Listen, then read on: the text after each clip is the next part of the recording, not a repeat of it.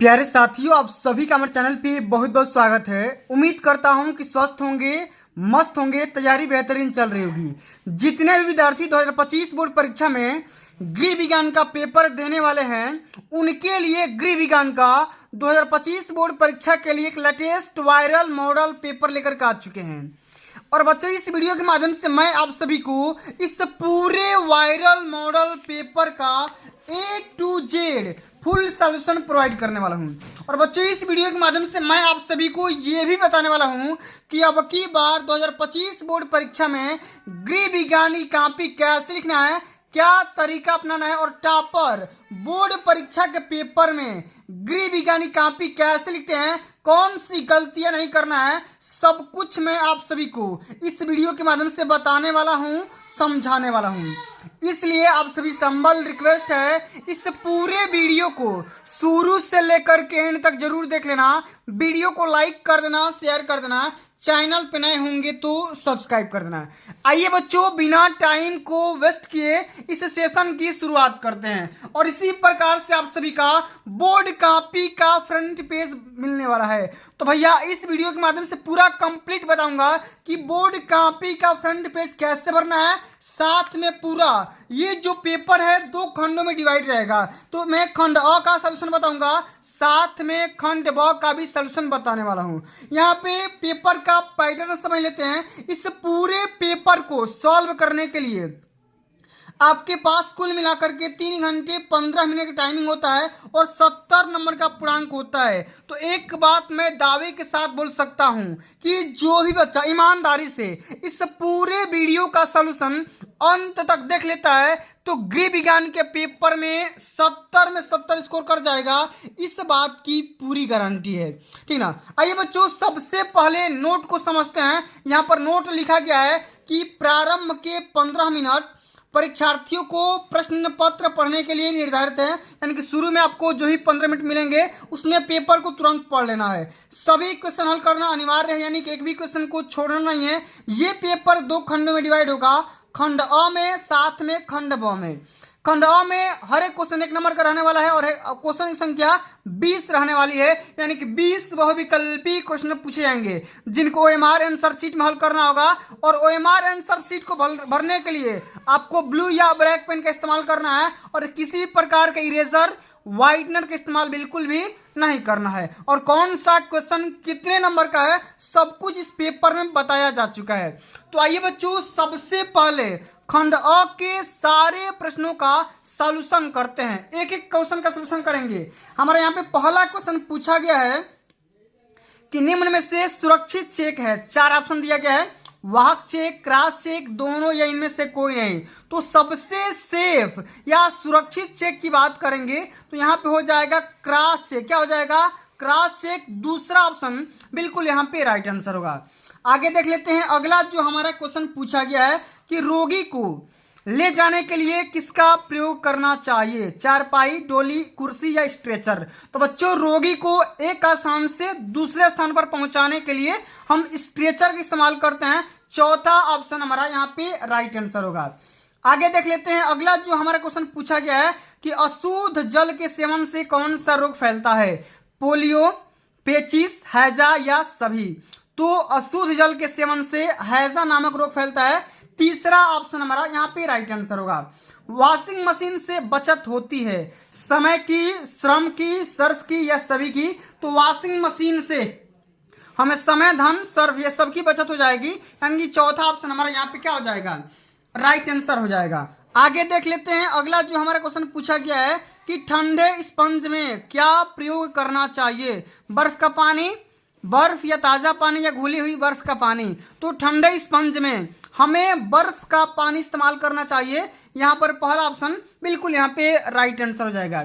इसी प्रकार से देख सकते हो कि वाटर फिल्टर में कितने कोष्टक होते हैं, 1, 2, 3 या 4। तो अभी जो आधुनिक वाटर फिल्टर आ रहा है इसमें मैक्सिमम कोष्टक बने होते हैं, यानी कि 4 इसका राइट आंसर हो जाएगा। ठीक है ना। चलिए भाई, एक एक प्रश्न का सलूशन देखेंगे, थोड़ा सा भी परेशान नहीं होना है। और खंड ब का भी मैं सलूशन बताऊंगा। थोड़ी सी वीडियो लंबी होगी लेकिन बहुत ही जानकारी सटीक देने वाला हूं। मोती झरा का संप्राप्ति काल कब से कब तक माना जाता है? तो 7 से 21 दिन। ऑप्शन आपका पहला यहाँ पे राइट आंसर हो जाएगा। रुधिर की सुधि किस अंग में होती है? पाचन अंग में, फुफ्फुस में, हृदय में या त्वचा में? ये होता है फुफ्फुस में। कहाँ पे होता है? फुफ्फुस में। सेकेंड ऑप्शन यहाँ पे राइट आंसर होगा। भोपाल दुर्घटना किसका उदाहरण है? वायु प्रदूषण, जन या जल प्रदूषण, ध्वनि प्रदूषण या रेडियोधर्मी प्रदूषण? तो भोपाल में जो एक्सीडेंट हुआ था वो है वायु प्रदूषण का। यहाँ पे पहला ऑप्शन सत्य होगा। आगे देख लेते हैं कि 8 से 14 वर्ष की अवस्था में नाड़ी की स्पीड कितनी मानी जाती है? तो 80 से लेकर के 90 बार तक धड़कता है 1 मिनट में। कितना? 1 मिनट में 80 से लेकर के 90 बार धड़कता है। तलने की विधि है गहरी विधि, उथली विधि, शुष्क विधि या तीनों विधि? तो तीनों विधि इसका राइट आंसर हो जाएगा। गहरी विधि सबसे उत्तम विधि मानी जाती है तलने के लिए, फ्राई करने के लिए। आगे देखते हैं कि प्याज की पुलटिस किस पर बांधनी चाहिए? मोच पर, चोट पर, फोड़े पर या इनमें से सभी पर? तो भैया फोड़े पर बांधी जाती है। तीसरा ऑप्शन यहाँ पे राइट आंसर होगा। आगे देखते हैं कि प्राकृतिक असंतुलन से कौन सी आपदा आती है? सूखा पड़ना, बाढ़ आ जाना, भूमि का बंजर हो जाना या ये सभी? तो भैया ये सभी क्या है? प्राकृतिक असंतुलन एक आपदा के एग्जाम्पल हैं। ठीक है ना। चलो आगे देख लेते हैं कि सूती तंतु प्राप्त होता है। सूती तंतु किससे प्राप्त होता है? रसायनों से, पशुओं से, वनस्पतियों से या इनमें से किसी से नहीं? तो यहाँ पे वनस्पतियों से प्राप्त होगा। तीसरा ऑप्शन आपका बिल्कुल यहाँ पे राइट आंसर होगा। इसी प्रकार से देख सकते हैं 15 नंबर से क्वेश्चन पूछ रहा है कि क्षय रोगी के भोजन में किसकी मात्रा सबसे अधिक होनी चाहिए? तो प्रोटीन की मात्रा। किसकी मात्रा? प्रोटीन की मात्रा सबसे अधिक मात्रा में होनी चाहिए। आदर्श बजट किससे माना जाता है? संतुलित बजट, घाटे का बजट, बचत के बजट या इनमें से कोई नहीं? तो बचत यानी कि सेविंग का जो बजट होगा उसी को हम आदर्श बजट मानते हैं। तीसरा यहाँ पे ऑप्शन क्या हो जाएगा? बिल्कुल यहाँ पे राइट आंसर हो जाएगा। जितना क्वेश्चन बता रहा हूं सारे क्वेश्चन को तैयार करके चले जाना है क्योंकि अब की बार में यही पेपर छपने वाला है। चेचक रोग फैलता है जल के द्वारा, रक्त के द्वारा, वायु के द्वारा या भोजन के द्वारा? तो चेचक रोग कैसे फैलता है? ये फैलता है वायु के द्वारा यानी कि हवा के द्वारा। ठीक है ना। भोजन कक्ष की देसी शैली में खाते समय खाना रखने के लिए कक्ष में क्या होना जरूरी है? तो कुर्सी, मेज, छोटी चौकी या पाटा? तो रैक होना जरूरी है। इसी रैक पे हम खाना को रखने के लिए हम इस्तेमाल करते हैं। चौथा ऑप्शन आपका यहाँ पे राइट आंसर होगा। आगे देखते हैं कि शरीर की बाह्य सतह पर पाए जाने वाले कंकाल को क्या कहते हैं? बाह्य कंकाल, अंतः कंकाल, अस्थि कंकाल या सभी? तो शरीर के बाहरी सतह पर पाए जाने वाले कंकाल को बाह्य कंकाल कहेंगे। पहला ऑप्शन यहाँ पे बिल्कुल राइट आंसर होगा। आगे समझते हैं कि श्वास गति व नाड़ी की गति में संबंध क्या होता है? तो इंसान 1 मिनट में 16 से लेकर के 17 बार सांस लेता है और वही अगर हम बात करेंगे उसकी जो नाड़ी होता है 68 यानी कि 70 से लेकर के 72 बार या 72 से 80 बार तक धड़कता है। इसको जब हम कटाएंगे तो 1:4 एप्रॉक्स में आ जाएगा यानी कि पहला ऑप्शन यहाँ पे राइट आंसर हो जाएगा। तो भैया इस प्रकार से आप सभी को सारे बहुविकल्पी को तैयार करके चले जाना है और साथ में जो आपका खंड ब आता है उसका भी सॉल्यूशन इसी वीडियो में देख लेते हैं। ठीक है ना। इसमें अति लघु उत्तरी, लघु उत्तरी और दीर्घ उत्तरी प्रकार के क्वेश्चन पूछे जाते हैं जो कि 50 नंबर में पूछे जाएंगे। तो भैया एक एक प्रश्न का सॉल्यूशन देखेंगे, घबराना नहीं है। निर्देश कर रहा है कि प्रश्न संख्या 21 से लेकर के 26 तक अति लघु उत्तरी है और प्रत्येक प्रश्न का उत्तर अधिकतम 25 शब्द के अंतर्गत लिखना है। हर क्वेश्चन 2 नंबर का रहने वाला है। लचीले बजट से क्या समझते हैं इसके बारे में समझाना है। तो भैया इसका आंसर किस प्रकार से करेंगे? सबसे पहले कॉपी लिखने का जो तरीका होता है और ये इसी प्रकार से कॉपी का फ्रंट पेज मिलेगा, हाई स्कूल का हो चाहे इंटरमीडिएट का हो। अनुक्रमांक अंकों में लिख देना, शब्दों में लिख देना, विषय का नाम, प्रश्न पत्र, यहाँ पे संकेतांक वगैरह, पेपर के कोड वगैरह, परीक्षा का दिन, तिथि, वर्ग, पाली, यहाँ पे सेंटर का नाम, इतना भरने के बाद छोड़ देना है। ठीक ना। यहाँ पे मोहर वगैरह लगा होगा, कोई दिक्कत है नहीं।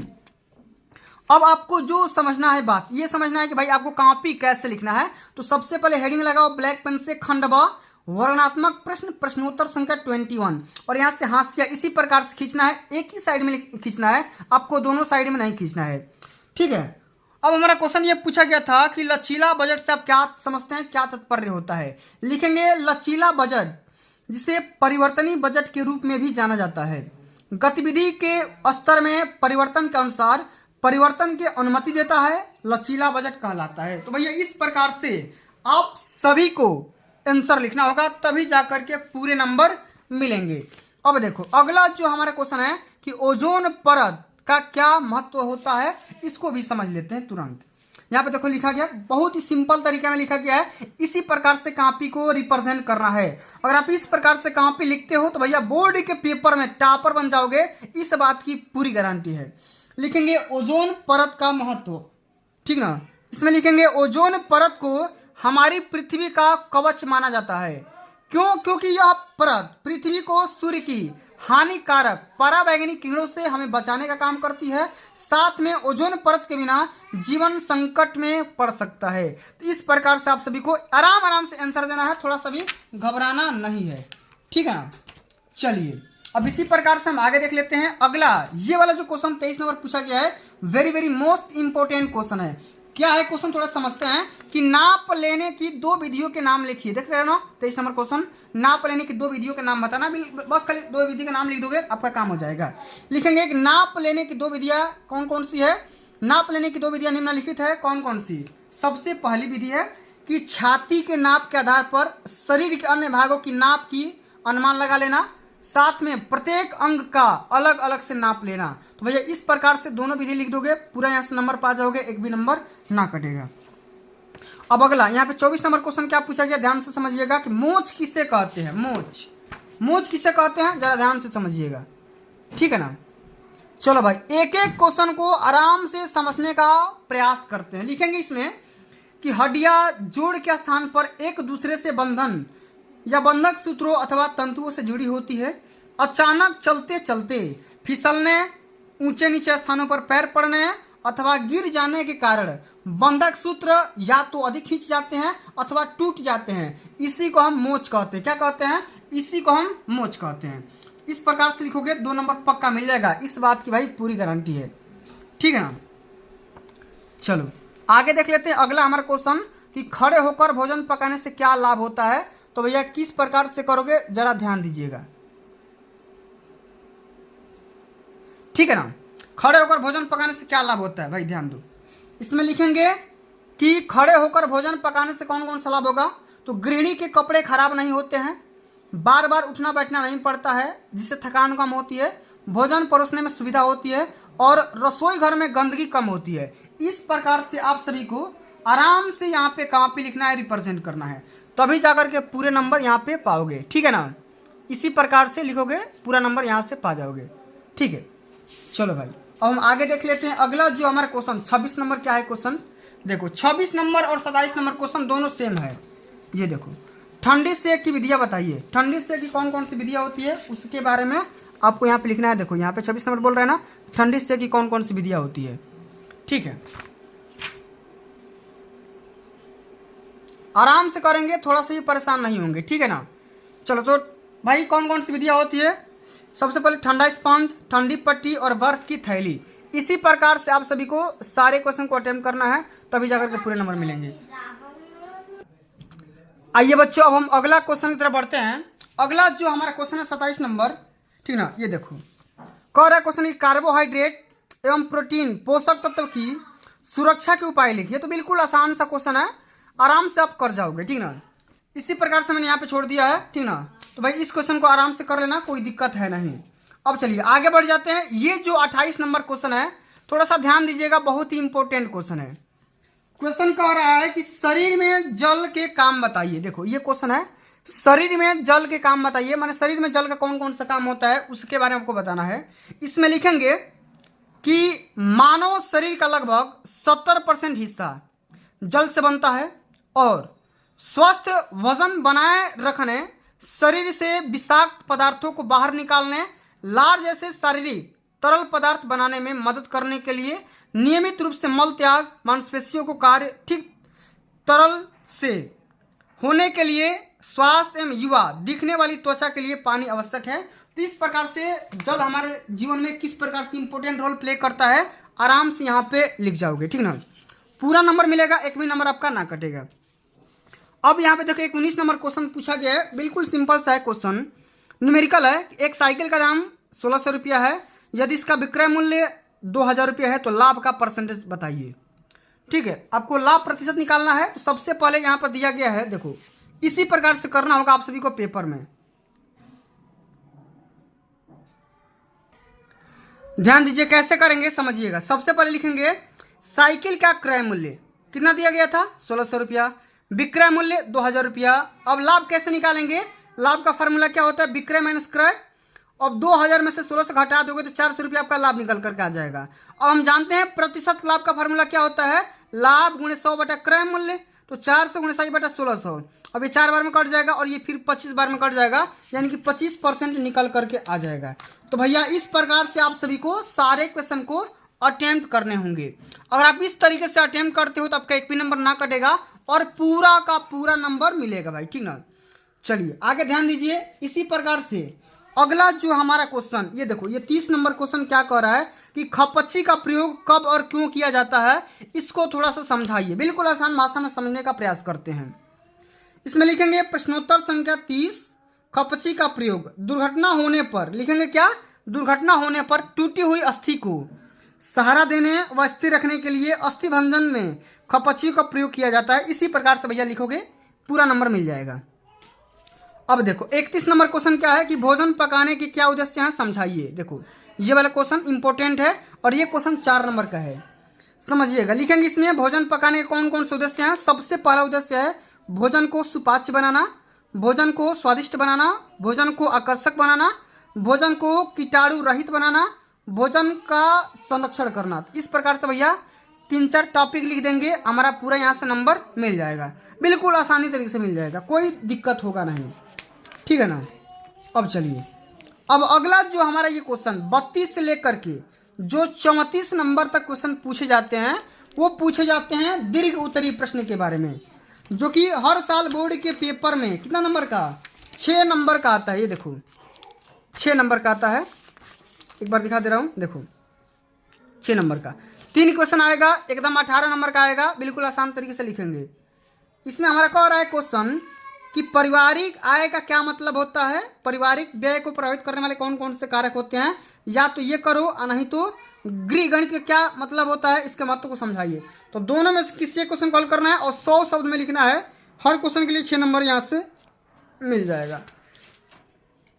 तो आओ भाई आसानी तरीके से समझने का प्रयास करते हैं। इसमें लिखेंगे गृह गणित वाला क्वेश्चन, आप चाहो तो यहाँ पे अथवा भी लिख सकते हो। अच्छा, इसमें कैसे सॉल्व करेंगे जरा ध्यान दीजिएगा।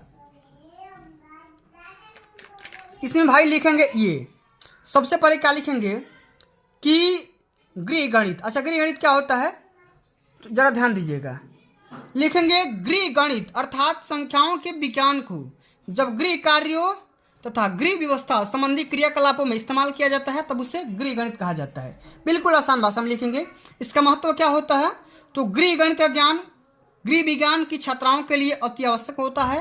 आहार एवं पोषण विज्ञान, वस्त्र विज्ञान आदि का अध्ययन करने के लिए कुछ गणनाएं अवश्य ही करनी पड़ती है। गृह प्रबंध तथा पारिवारिक बजट के सैद्धांतिक अध्ययन एवं व्यवहारिक उपयोग के लिए भी गणित का ज्ञान होना अति आवश्यक होता है। इन तथ्यों को ध्यान में रख करके ही गृह विज्ञान की छात्राओं को गृह गणित के रूप में सामान्य गणित का शिक्षा प्रदान की जाती है, ठीक है ना। इसी प्रकार से लिखेंगे कि गृहिणियों के लिए भी गृह गणित का ज्ञान होना अति आवश्यक या महत्वपूर्ण माना जाता है। तो भैया इसी प्रकार से आप सभी को लिखना होगा, तब जाकर के पूरे के पूरे नंबर मिलेंगे।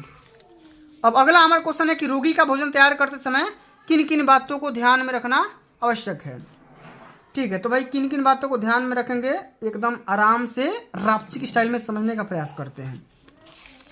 सबसे पहले देखो ये वाला जो क्वेश्चन है, देखो ये वाला क्वेश्चन, ये भोजन परोसने की कौन कौन सी विधियाँ होती है, नहीं तो ये बताओ कि रोगी का आहार तैयार करते समय किन किन बातों को ध्यान में रखना जरूरी है।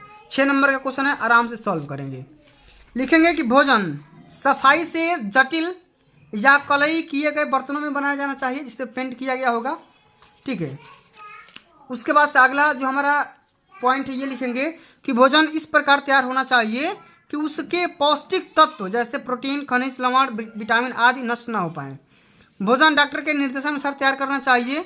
रोगी के भोजन में चटपटे मसाले, घी व तेल का कम से कम उपयोग करना चाहिए, ठीक है ना। आगे लिखेंगे कि भोजन को स्वादिष्ट बनाने के लिए आवश्यकता अनुसार काला नमक व काली मिर्च का प्रयोग करना चाहिए। रोगी को अधिकतर हल्का भोजन जैसे खिचड़ी, डबल रोटी, हल्की हल्की फुल्कियाँ, पालक की सब्जी इत्यादि देना चाहिए। इस प्रकार से रोगी का भोजन तैयार करते समय इन तमाम बातों पे फोकस करना चाहिए। अगर आप इस बात को ध्यान में रखते हैं तो भैया पूरा नंबर मिल जाएंगे पूरी गारंटी के साथ। अगला जो कि हमारा अंतिम नंबर क्वेश्चन क्या है, घर में सिलाई करने से गृहिणी को कौन कौन सा लाभ होता है, एक गृहिणी को इसका ज्ञान होना क्यों जरूरी होता है। तो भाई क्यों जरूरी होता है ध्यान से समझते हैं। लिखेंगे कि घर में सिलाई करने से वस्त्र कम समय में और जिस समय की आवश्यकता हो उसी समय तैयार किए जा सकते हैं।